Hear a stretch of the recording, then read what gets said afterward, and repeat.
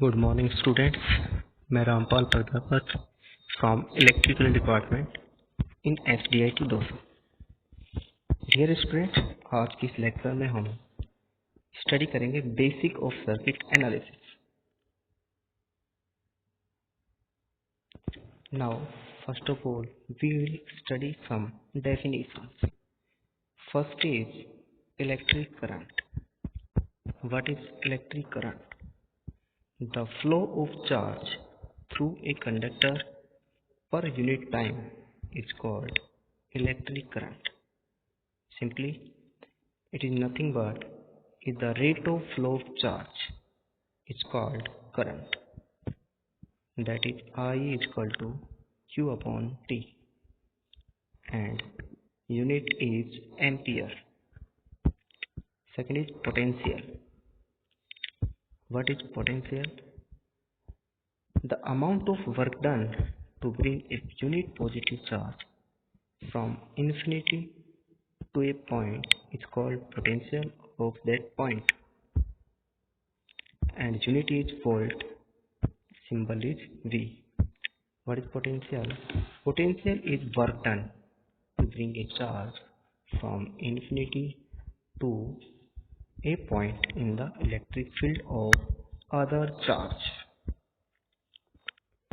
Now the difference of potential between 2 points is called potential difference. The relation between V and I is given by Ohm's law. What is Ohm's law? According to Ohm's law, voltage drop across a resistance is directly proportional to the current flowing through the resistance. It means V is directly proportional to I.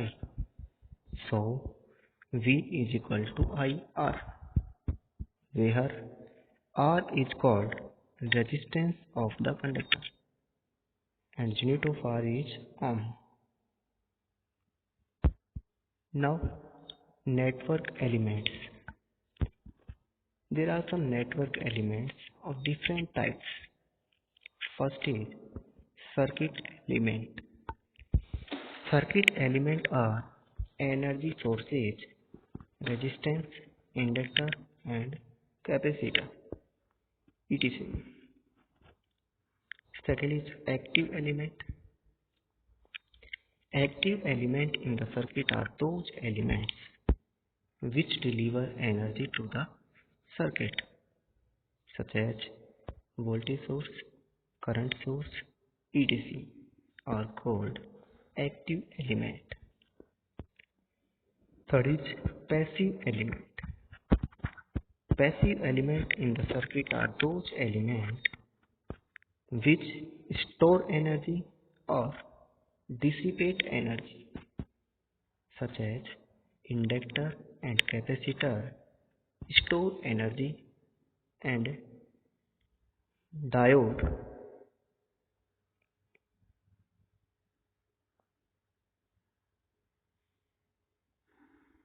Third is linear element. Linear element are those elements in which response is directly proportional to the excitation. It means response directly depends on excitation. When excitation increase, response also increase. Example are pure inductor, resistance and capacitor. Non-linear element. In non-linear element, response is not proportional to excitation, such as diode.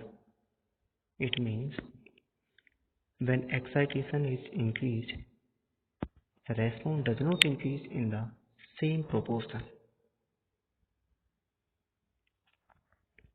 Fifth is unilateral element. The element whose response to excitation relationship is depend on the direction of applied excitation. It means in unilateral elements, response depends on the direction of excitation. such as diode. Now we understand about diode. A diode consists of two layers, P and N layer.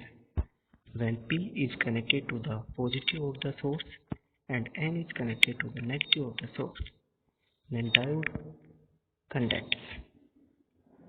And if we reverse it, then diode is off. It acts as an open circuit. Sixth stage, bilateral element. In bilateral element, response is independent of excitation, such as resistance. It means in bilateral elements, response does not depend on the direction of excitation. If we change the direction of excitation and response, then there is no change in response. Seventh is lumped element. Lumped elements are pure inductor, resistance, and capacitor, which are physically separable elements. And distributed element. Distributed elements are those elements which are not pure and cannot be separated physically, such as transmission line. In a transmission line, offer resistance, inductance, and capacitance, but these elements are not physically separable, so those elements are distributed elements. Now some circuit parameters. First is branch. What is branch? A branch is a line segment representing a circuit element is called a branch. It means in a circuit, branch represents a line segment in which circuit element is connected. Second is node. End point of a branch is called node, or node is a junction when there are two or more than two branches meet. Simply, it means a node is the end point of the branch at which two branches may meet. But a junction, at a junction, there may be two or more than two branches. Third is mesh. A set of branches forming a closed path is called loop. What is a loop? Loop is a closed path. And a loop that does not contain any other loop within it is called a mesh. It means mesh is also a closed path, but it does not contain any other closed path within it. Now we will study some Kirchhoff law. Kirchhoff law are used for calculating the current in the branch of a network. So there are two laws of the Kirchhoff. First is current law. According to this law, the algebraic sum of the current at any node or junction in a network is 0. It means in a network at a junction, sum of means algebraic sum of all currents are 0. Means at a node there are some current incoming and some currents are outgoing, so their sum is 0. For example, if at a node there are I1, I2 and I3 currents flowing towards the junction and I4, I5 are away from the junction, then I1 plus I2 plus I3 minus I4 or minus I5 is equal to 0. Second is voltage law. According to this law, in a closed loop of network having active and passive elements, the algebraic sum of potential drop of passive and active elements around the loop or mesh is 0. If a simple circuit there is a voltage source and two resistance R1 and R2, then sum of potential drop V minus I1 R1 minus I2 R2 is equal to 0. That can be written as V is equal to I1 R1 plus I2 R2 plus dot dot dot. Now, mesh analysis. What is mesh analysis? Mesh analysis is a method of solving network problems to find the value of current in the branch. There are some steps to solve network problem using mesh analysis. First is select number of loops. If there is a network, then we have to select number of loops in the network. Second is assume loop current such as I1, I2 and I3. It means if there are n loops, then we have to assume loop current I1, I2, I3 dot In. The polarity of drop in each element in the loop is determined by the assumed direction of loop current for that loop. Means in a loop we have to assume the direction of current either clockwise or anti-clockwise, but mostly we take in clockwise direction. Fourth step is KVL is then applied around each closed loop, and by solving this loop equation the branch current part is found. After that we will apply KVL in each loop and there will be some equations, and by solving these equations we can find the value of current in any branch of the network. Now we take an example.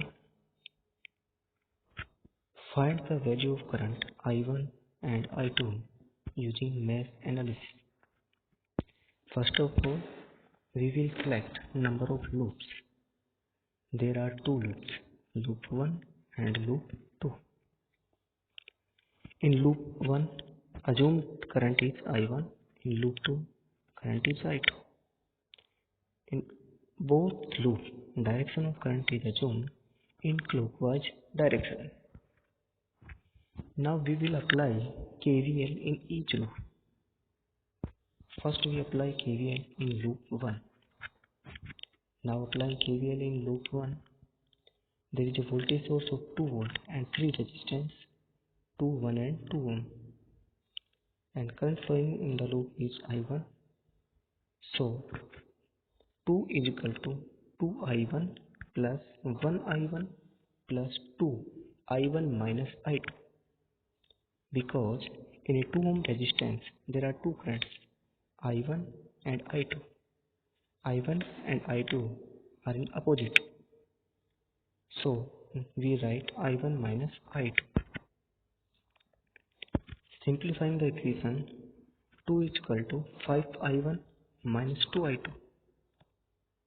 Equation number 1. Second, apply KVL in loop 2. 10 is equal to 1I2 plus 2I2 minus I1. 10 is equal to 3I2 minus 2I1. Equation number 2. Now multiplying equation 1 by 2. Then new equation is 4 is equal to 10I1 minus 4I2. Equation number 3. Multiplying equation 2 by 5. The new equation is 50 is equal to minus 10I1 plus 15I2. Equation number 4. Add equation 5 and 4. Then we find 54 is equal to 11I2. So the value of I2 is 54 upon 11, that is 4.91 ampere. Now, substituting the value of I2 in equation number 1 or 2, then we find the value of I1 is 2.36 ampere. Now we take a second example. In the given question, we have to find I1 and I2 using mesh analysis. There is only one voltage source of 10 volt in the given network. So, first of all, we assume current in each loop. Suppose in loop 1 is I1, in loop 2 is I2. So apply KVL in loop number 1. So the KVL equation is 10 is equal to 2I1 plus 3I1 minus I2, or simplifying 10 is equal to 5I1 minus 3I2. Equation number 1. Now apply KVL in loop 2. Then KVL equation is 1I2 plus 2I2 plus 3I2 minus I1 is equal to 0. After simplifying, 6I2 minus 3I1 is equal to 0, or 2I2 is equal to I1. Equation number 2. Now put the value of equation 1 or I1 from equation 2 in equation 1. Then 10 is equal to 5 into 2I2 minus 3I2, or 10 is equal to 10I2 minus 3I2, that is 10 is equal to 7I2. So the value of I2 is 10 upon 7 ampere. Since I1 is equal to 2I2, so the value of I1 will be 2 into 10 upon 7, that is 20 upon 7 ampere. Thank you dear student for today class. For any query